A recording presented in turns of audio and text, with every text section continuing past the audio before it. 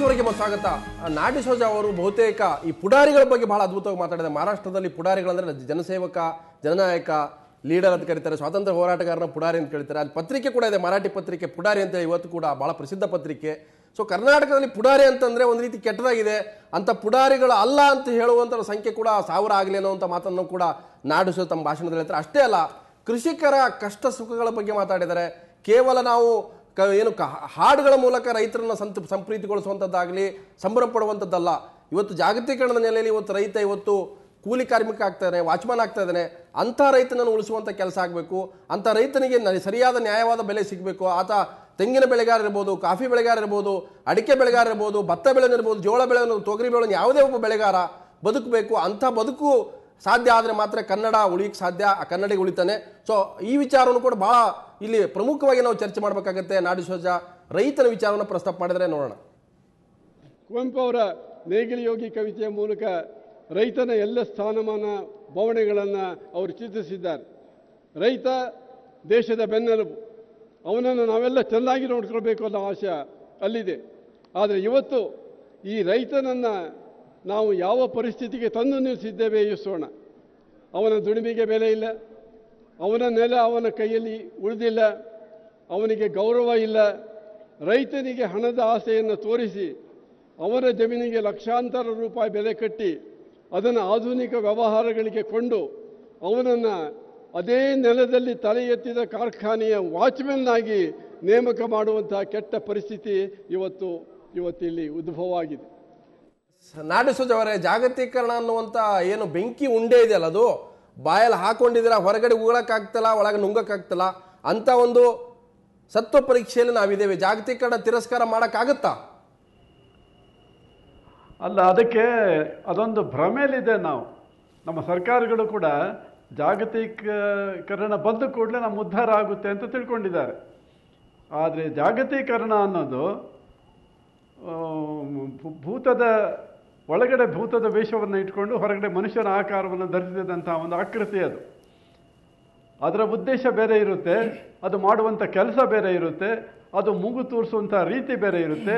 ಅದು ನಮ್ಮನ್ನು ಮರಳು ಮಾಡುತ್ತೆ, ನಮ್ಮ ಮನಸ್ಸನ್ನು ಅದು ಸಂಪೂರ್ಣವಾಗಿ ತನ್ನ ವಶಕ್ಕೆ ತೆಗೆದುಕೊಳ್ಳುತ್ತೆ. ಕೊನೆಗೆ ನಮ್ಮ ಎಲ್ಲ ವ್ಯವಹಾರಗಳನ್ನು ಅದು ಬಲಿ ತೆಗೆದುಕೊಳ್ಳುತ್ತೆ.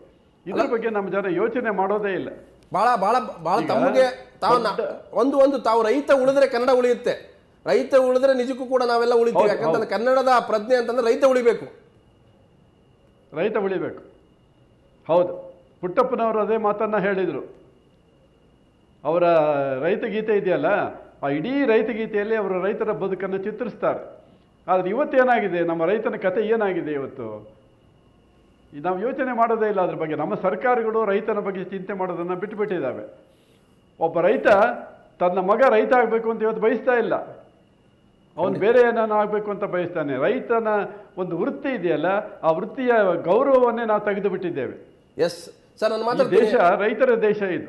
ನಟರಾಜ್ ಅವರೇ, ಇವತ್ತು ಕೃಷಿ ಅನ್ನುವಂಥದ್ದು ಬಹುತೇಕ ಆದಾಯ ಇಲ್ಲದೆ ಇರೋದು, ಅಥವಾ ಅನಿವಾರ್ಯವಾಗಿ ನಾವು ಮಾಡಲೇಬೇಕು, ನೀ ಸಾಯ ಮನೆ ಮನ್ ಸಾಯ ಅನ್ನೋ ರೀತಿ ಬಂದಿರತಕ್ಕಂಥದ್ದು. ಮತ್ತೆ ಇನ್ನೊಂದು ನಾಡಿಶ್ ಹೇಳಿರೋ ಪ್ರಕಾರ ಇವತ್ತು ಕೃಷಿ ಅನ್ನುವಂಥದ್ದು ಕೇವಲ ಖಾಸಗಿ ಕಂಪನಿಗಳಿಗೆ ಮಾರಾಟ ಮಾಡಿ ಅಲ್ಲೇ ಅವನು ವಾಚ್ಮನ್ ಆಗುವಂಥದ್ದಲ್ಲ. ಇವತ್ತು ರಿಯಲ್ ಎಸ್ಟೇಟ್ ದೊಡ್ಡ ಪ್ರಮಾಣದಲ್ಲಿ ಬರ್ತಾ ಇದೆ, ಅದರಲ್ಲೇ ಬಂಡವಾಳ ಹೂಡುವಂಥದ್ದು, ರೈತರನ್ನು ಒಕ್ಕಲೆಬ್ಬಿಸುವಂಥದ್ದು. ನಿನಗೆ ದುಡ್ಡು ಸಿಗುತ್ತೆ, ನೀನು ಜಮೀನು ಮಾರು ಕೋಟ್ಯಾಧೀಶರು ಆಗ್ತಿ ಅನ್ನುವಂಥದ್ದು. ಆ ಮೂಲಕ ಆ ಕೋಟಿಯನ್ನು ಎಲ್ಲಿಟ್ಕೋಬೇಕು ಅಂತ ಗೊತ್ತಿಲ್ಲದೇ ಬೀದಿ ಬಿಕಾರಿಗಳಾಗಿದೆ ರೈತರು ಇವತ್ತು. ಖಂಡಿತ ನಾಡಿಶ್ ಅವರು ಭಾಳ ಇಂಪಾರ್ಟೆಂಟ್ ಪ್ರಶ್ನೆ ಎತ್ತಿದ್ದಾರೆ.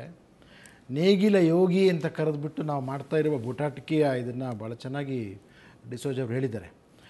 ಆದರೆ ಈ ಇಡೀ ಕಳೆದ 60-70 ವರ್ಷಗಳ ನಮ್ಮ ಪಾಲಿಸಿಗಳು ನೋಡ್ಕೊಂಬಂದರೆ ಸರ್ಕಾರಗಳು, ಅಧಿಕಾರಶಾಹಿ, ಮಧ್ಯಮ ವರ್ಗ, ಅಪ್ಪರ್ ಕ್ಲಾಸು ಎಲ್ಲರೂ ಸೇರಿ ಆ ರೈತರಿಗೆ ಅದು SEZ ಈಗ ಬಂತು, ಇವ್ರದ್ದು ಸ್ಪೆಷಲ್ ಝೋನ್ ಮುಂಚೆಯಿಂದ ಇದೆ. ರೈತರಿಗೆ ಒಂದು ವೈಜ್ಞಾನಿಕ ಬೆಲೆ ನಿಗದಿ ಮಾಡೋದಕ್ಕೆ ಇವತ್ತಿನವರೆಗೂ ಆಗಿಲ್ಲ.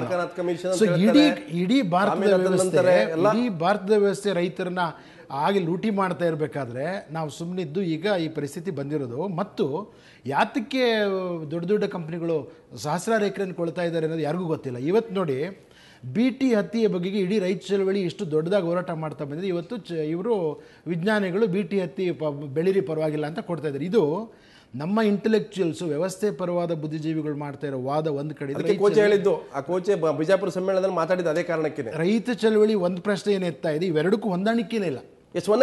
ನಾನು ಕಾಳೇಗೌಡರು ನಿಮ್ಮನ್ನು ಕೇಳ್ತೀನಿ, ಬಹುತೇಕ ಜಾಗತೀಕರಣದಿಂದ ಬಹಳ ಲಾಭ ಆಗುತ್ತೆ ಅಂತ ಹೇಳುವಂಥದ್ದೇ ನಮ್ಮ ಆಳುವ ವರ್ಗಗಳು, ಮತ್ತೊಂದು ಕಡೆ ರೈತರಿಗೆ ಬೆಂಬಲ ಬೆಲೆ ಕೊಡ್ತೀವಿ ಅಂತ ಹೇಳುವಂಥವ್ರು ಅವರೇ, ಮತ್ತೊಂದು ಕಡೆ ರೈತರ ಜಮೀನನ್ನು ಕಸ್ಕೊಳ್ಳುವಂಥವ್ರು ಅವರೇ. ಅಂದ ರೀತಿ ರೈತ ಅಸಹಾಯಕ ಸ್ಥಿತಿಯಲ್ಲಿ ಇವತ್ತು ನೇಣಿಗೆ ಹೋಗುವಂಥ ಸ್ಥಿತಿಗೆ ತಂದಿರತಕ್ಕಂಥವ್ರು ನಮ್ಮ ಪಾಲಿಸಿಗಳು.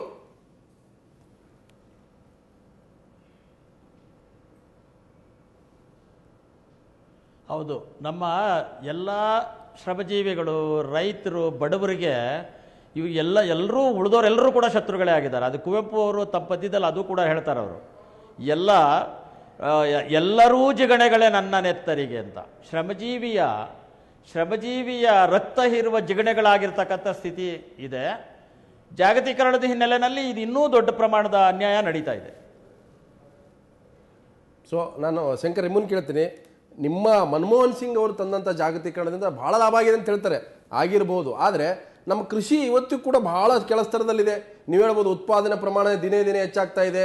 ನಮ್ಮ ಗೋಡೌನಲ್ಲಿ ಲಕ್ಷಾಂತರ ಟನ್ನು ಇವತ್ತು ಗೋಧಿ ಅಕ್ಕಿ ಕೊಳೆತು ಹೋಗ್ತಾ ಇದೆ. ಈ ರೀತಿಯ ಸಂದರ್ಭದಲ್ಲಿ ನೀವು ಅನೇಕ ಯೋಜನೆಗಳು, ಆಹಾರ ಭದ್ರತೆ ತಂದ್ರಿ, ಇಲ್ಲಿ ಅನ್ನಭಾಗ್ಯ ತಂದ್ರಿ, ಆದರೆ ರೈತನ ಸ್ಥಿತಿ ಇವತ್ತು ಕೂಡ ಹಾಗೇ ಇದೆ.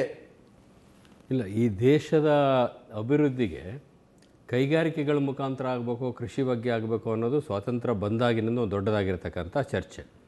ನೆಹರೂರವರು ಕೈಗಾರಿಕೆಗಳಿಗೆ ಆದ್ಯತೆ ಕೊಟ್ಟರು, ಕೃಷಿಯನ್ನು ನಿರ್ಲಕ್ಷ್ಯ ಮಾಡಿದರು ಅಂತಕ್ಕಂಥ ಒಂದು ಆರೋಪವೂ ಕೂಡ ಇದೆ. ಈ ರೀತಿ ನಿರಂತರ ಈ ಚರ್ಚೆ 6 ದಶಕಗಳಾದರೂ ಕೂಡ ಮುಗ್ದಿಲ್ಲ. ಕೃಷಿ ಮತ್ತು ಕೈಗಾರಿಕೆ ಮಧ್ಯೆ ಇರತಕ್ಕಂಥ ಒಂದು ಚರ್ಚೆ ಯಾವುದು ಮುಖ್ಯ ಈ ದೇಶಕ್ಕೆ ಅಂತಕ್ಕಂಥದ್ದು. ಆದರೆ ಗ್ರಾಮಾಂತರ ಪ್ರದೇಶದಲ್ಲಿರ್ತಕ್ಕಂಥ ರೈತರ ಜನಜೀವನಕ್ಕೆ ಭಾಳ ದೊಡ್ಡದಾಗಿರ್ತಕ್ಕಂಥ ಸವಾಲುಗಳು ಎದುರಾಗ್ತಾ ಇರೋದು ಭಾಳ ಸತ್ಯ, ಅದೇ ಎರಡನೇ ಮಾತೇ ಇಲ್ಲ. ಇದು ಒಂದು ದೃಷ್ಟಿನಲ್ಲಿ ಭಾರತ ಮತ್ತು ಇಂಡಿಯಾದ ಮಧ್ಯೆ ನಡೀತಾ ಇರತಕ್ಕಂಥ ಹೋರಾಟ. ರೈತರು, ಕೃಷಿಕರು, ಕಾರ್ಮಿಕರು, ಕೂಲಿಕಾರ ಇರ್ತಕ್ಕಂಥದ್ದೆಲ್ಲ ಭಾರತದಲ್ಲಿ, ಈ ಉಳಿದವರೆಲ್ಲ ಇಂಡಿಯಾದಲ್ಲಿರ್ತಕ್ಕಂಥ ನಗರ ಪ್ರದೇಶ, ಸೆಮಿ ಅರ್ಬನ್ ಏನಿದೆ ಇವರೆಲ್ಲವೂ ಕೂಡ. ಇಲ್ಲಿ ಚಿನ್ನದ ಬೆಲೆ ಯಾವಾಗ ಬಂತು ಭೂಮಿಗೆ, ಸಹಜವಾಗಿ ಬೆಂಗಳೂರು ಕೆಂಪೇಗೌಡ ಹಾಕಿದಂಥ ಎಲ್ಲ ಪರಿಧಿಯನ್ನು ಮೀರಿ 10 ಪಟ್ಟು ಬೆಳೀತಕ್ಕಂಥದ್ದಕ್ಕೆ ಹೋಗಿದ್ದ ಕಾರಣ ಭೂಮಿ ಬಂದಂಥ ಬೆಲೆ. ಮತ್ತು ಕೃಷಿ ಮಾಡ್ತಕ್ಕಂಥದ್ದು ಲಾಭದಾಯಕ ಅಲ್ಲ, ಅದರಿಂದ ಜೀವನ ಸಾಧ್ಯ ಇಲ್ಲ ಅಂತಕ್ಕಂಥ ಕಾರಣಕ್ಕಂತೂ ಕೂಡ ಇವತ್ತು ಒಂದು ಸೂಕ್ಷ್ಮ ಗಮನಿಸಿ, ಚಿನ್ನವಾರು ನೀವು ಗಮನಿಸಿರ್ಬೋದು, ಪ್ರತಿಯೊಂದು ಹಳ್ಳಿಗಳು ಕೂಡ ಇವತ್ತು ವೃದ್ಧಾಶ್ರಮಗಳಾಗ್ತಾ ಇದ್ದಾವೆ. ಪ್ರತಿಯೊಬ್ಬ ಯುವಕರು ಯುವತಿಯರು ಹಳ್ಳಿ ಬಿಟ್ಟು ಪಟ್ಟಣಗಳಿಗೆ ಬರ್ತಾ ಇದ್ದಾರೆ. ಬರೇ ವಯಸ್ಸಾಗಿರ್ತಕ್ಕಂಥವ್ರು ಮಾತ್ರ ಇದ್ದಾರೆ. ಗಾರ್ಮೆಂಟ್ ಫ್ಯಾಕ್ಟ್ರಿಯಲ್ಲಿ ಸಿಗ್ತಕ್ಕಂಥ 5-6 ಸಾವಿರ ಸಂಬಳಕ್ಕೆ ಬೇಕಾದ್ರೆ ಸೇರ್ತಾರೆ ಹೊರತಾಗಿ ಕೃಷಿ ಮಾಡ್ತಕ್ಕಂಥದ್ದಿಲ್ಲ. ಅದು ಈಗಿರ್ತಕ್ಕಂಥ ನಮ್ಮ ಸರ್ಕಾರವೂ ಸೇರಿದಾಗೆ ಎಲ್ಲ ಸರ್ಕಾರಗಳು ಅಥವಾ ಎಲ್ಲ ರಾಜಕೀಯ ಪಕ್ಷಗಳು ಮಾಡಬೇಕಾಗಿರ್ತಕ್ಕಂಥ ಕೆಲಸ, ಕೃಷಿಯನ್ನ, ಭೂಮಿಯನ್ನ ನಂಬಿ ಬದುಕ್ತಕ್ಕಂಥವ್ರಿಗೆ ಜೀವನದ ಭದ್ರತೆಯನ್ನು ಕೊಡ್ತಕ್ಕಂಥ ಕೆಲಸ ಆಗಬೇಕು. ನಮ್ಮ ರೈತ ಸತ್ತಾಗ ಆತನ ಆತ್ಮಹತ್ಯೆಗೆ ಪರಿಹಾರ ಕೊಡಿಸೋದ್ರಲ್ಲಿ ನಮ್ಮ ರಾಜಕಾರಣಿಗಳು, ಪಕ್ಷಗಳು ಬಹಳ ಉತ್ಸುಕ ಆಗ್ತಾ ಹೊರತಾಗಿ ಆತನಿಗೆ ಸರಿಯಾದ ಬೆಲೆ ಕೊಡಬೇಕು, ಆತ ಸ್ವತಂತ್ರವಾಗಿ ಆ ಕೃಷಿಯಲ್ಲಿ ಬದುಕಿ ಬಾಳುವಂತ ಒಂದು ಭರವಸೆ ಸಿಗ್ತಾ ಇಲ್ಲ. ಈ ಹೇಗಾಗ್ಬಿಡುತ್ತೆ ಅಂದರೆ ತುಂಬ ಸೆನಿಕತನ ಅಂತ ಅನಿಸ್ಬೋದು. ರೈತ ಸಾಯಿಲಿ ಪರಿಹಾರ ಕೊಡೋಣ ಅಂತ ಕಾಯ್ತಾರನ್ನ ರಾಜಕಾರಣಿಗಳು ಅಂತ ಅನಿಸ್ಬಿಡುತ್ತೆ. ಬಟ್ ಬೇಸಿಕಲಿ ಶಂಕರ್ ಅವರು ಹೇಳಿದಾಗೆ ನೀತಿ ನಿರೂಪಣೆ, ನಾವು ಜಾಗತೀಕರಣದ ವಿರುದ್ಧ ಎಷ್ಟೇ ಮಾತಾಡಿದ್ರು ಇವತ್ತು ಜಾಗತೀಕರಣ ಬಂದಾಗಿದೆ, ಅನಿವಾರ್ಯ, ಲೆಟ್ಸ್ ಅಕ್ಸೆಪ್ಟ್ ಇಟ್. ಒಪ್ಕೊಂಡ ಮೇಲೆ ಅದನ್ನು ಬಳಸ್ಕೊಳ್ಳೋದಾಗೆ ಜಾಗತೀಕರಣಕ್ಕೆ ಇನ್ನೂ ಒಂದು ಮುಖ ಇದೆ. ನಮ್ಮ ಮಾರುಕಟ್ಟೆ ವಿಸ್ತರಣೆ ಮಾಡ್ಕೊಳ್ಳೋಕೆ ಅವಕಾಶ ಇದೆ. ಮೆಕನೈಸೇಷನ್, ನಮಗೆ ಇವತ್ತು ಕಾರ್ಮಿಕರಿಲ್ಲ ಅಂತ ಒದ್ದಾಡ್ತೀವಿ ಹಳ್ಳಿಗಳಲ್ಲಿ. ಆ ಕಾರ್ಮಿಕರ ಬದಲಿಗೆ ನಾವು ಏನು ಮಾಡಬಹುದು ಅನ್ನೋದ್ರ ಬಗ್ಗೆ ಚಿಂತನೆಗಳು ನಡೆದಿಲ್ಲ. ಸೈಂಟಿಫಿಕ್ ಪ್ರೈಸಿಂಗ್ ಹೇಳ್ತಾ ಇದ್ರು, ವೈಜ್ಞಾನಿಕ ಬೆಲೆ ನಿಗದಿ, ಅದು ಮಾಡೋಕ್ಕಾಗಿಲ್ಲ.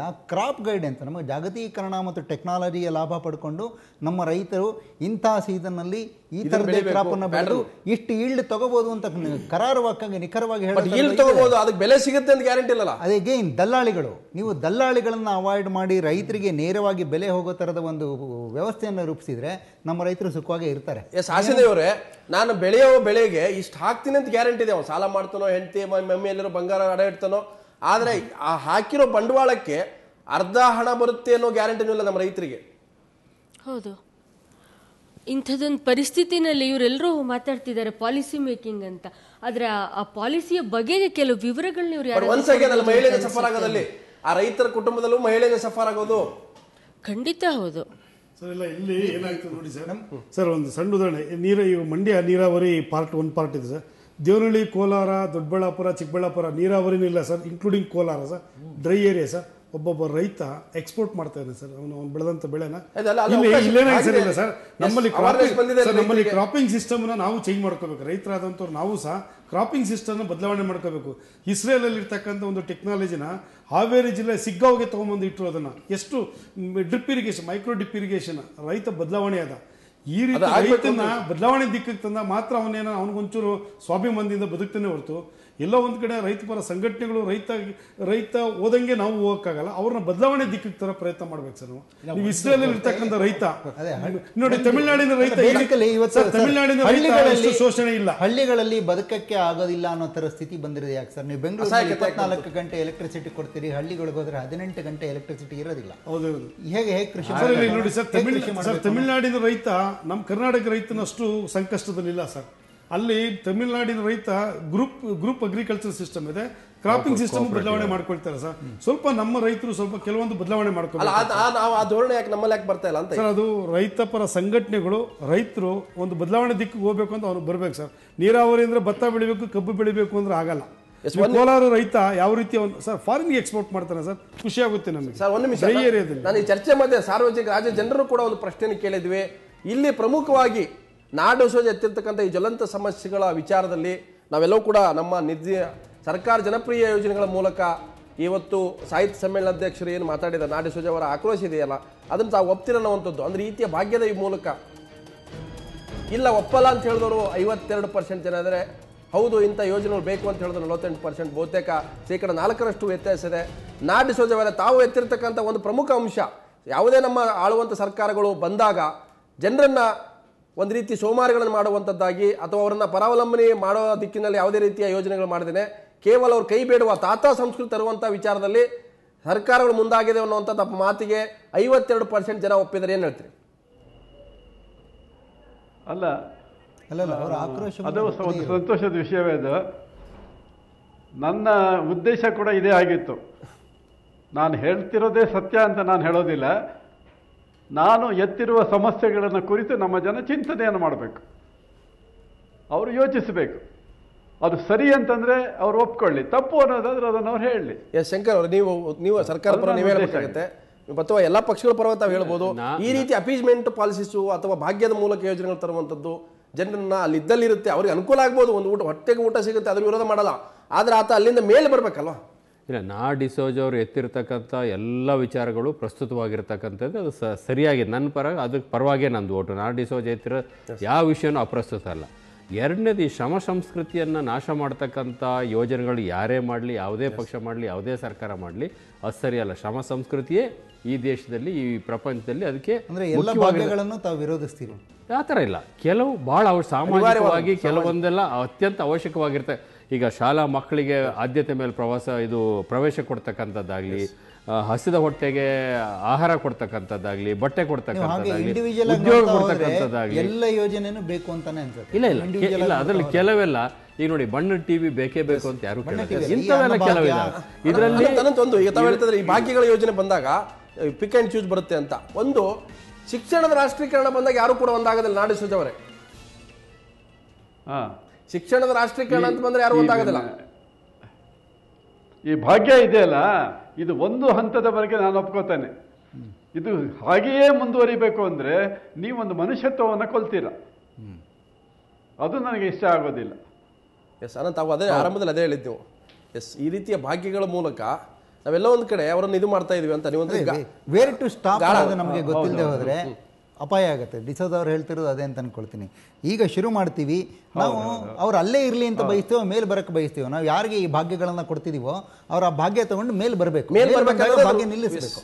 ನಾವು ಅವ್ರನ್ನ ಮೇಲೆ ತೆಗೆದಲ್ಲೇ ನೀವು ಭಾಗ್ಯ ತಗೊಂಡು ಅಲ್ಲೇ ಇರಿ ಅಂತಂದ್ರೆ that is going to be a disaster. Yes, so ಗಾಳ ನಾವು ಕೈ ಕೊಡಬೇಕು. ಇಲ್ಲ, ಮೀಸಲಾತಿ 10 ವರ್ಷ ಇರಬೇಕು ಅಂತ ಫಸ್ಟ್ ಸಂವಿಧಾನದಲ್ಲಿ ತೀರ್ಮಾನ ಮಾಡಿದ್ರು. 60 ವರ್ಷ ಆದ್ರೂ ಕೂಡ ಮುಂದುವರಿಸ್ತೀವಿ, 100 ವರ್ಷ ಅದು ಮುಂದುವರಿಯುತ್ತೆ. ಯಾಕಂದ್ರೆ ಅದರಿಂದ ಲಾಭ ಆಗ್ತಾ ಇರ್ತಕ್ಕಂಥ ಸಮಾಜದ ಉನ್ನತ ಸ್ತರದಲ್ಲಿ ಇರ್ತಕ್ಕಂಥವ್ರಿಗೆ ಹೊರತು ಆ ಸಮಾಜದ ಆ ಕೆಳ ಸ್ತರದಲ್ಲಿ ಇರ್ತಕ್ಕಂಥ ಅದೇನು ಉಪಯೋಗ ಆಗ್ತದೆ. ಹಾಗಾಗಿ ಅವ್ರಿಗೆ ಒಂದಷ್ಟೇ ಡೆವಲಪ್ ಆಗಿದೆ, ಅದಕ್ಕೋಸ್ಕರ ಅವ್ರು ಉಳಿಸ್ಕೊಳ್ತಾರೆ.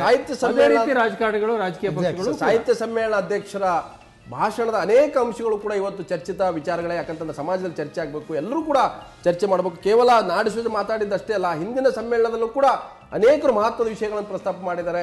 ಸೊ ಹಾಗಾಗಿ ಸರ್ಕಾರಗಳು ಮತ್ತು ನಮ್ಮ ಸಮಾಜ ಅದನ್ನು ಗಂಭೀರವಾಗಿ ತೆಗೆದುಕೊಂಡು ಆ ರೀತಿಯ ಒಂದು ನಿರ್ಧಾರಗಳನ್ನು ಅಥವಾ ಉತ್ತರವನ್ನು ಕಂಡುಕೊಳ್ಳೋ ದಿಕ್ಕಿನಲ್ಲಿ ಹೋದರೆ ಬಹುತೇಕ ಇವರ ಮಾತುಗಳಿಗೆ ಒಂದು ಅರ್ಥ ಬರುತ್ತೆ.